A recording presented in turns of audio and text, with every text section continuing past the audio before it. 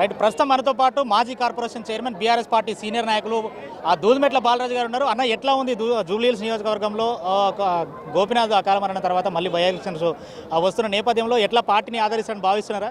సుమారు 15-16 రోజులుగా మా కేసీఆర్ గారి మా అధినేత ఆదేశాలతోటి పార్టీ వర్కింగ్ ప్రెసిడెంట్ మార్గదర్శకంలో సుమారు 15-16 రోజులు ఇక్కడ ప్రచారంలో ఉన్నాం. ఏ బస్తీకి వెళ్ళినా, ఏ ఇంటికి వెళ్ళినా కేసీఆర్ గారు లేకపోవడం వల్ల సిటీలో ఉన్న పేదలు ఎటువంటి బాధలు అనుభవిస్తూ ఉన్నారో వాళ్ళే చెప్తా ఉన్నారు మాకు.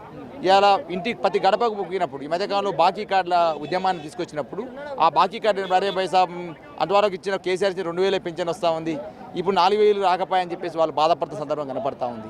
అదేవిధంగా గతంలో కేసీఆర్ గారు ఉన్నప్పుడు కరెంటు బాగా వచ్చిండే, ఇలా కరెంట్ రావట్లేదని బాధపడతా ఉన్నారు. అదేవిధంగా వాటర్ సప్లై సంబంధించి గతంలో బాగుండి ఇప్పుడు బాగాలేదని అంటూ ఉన్నారు.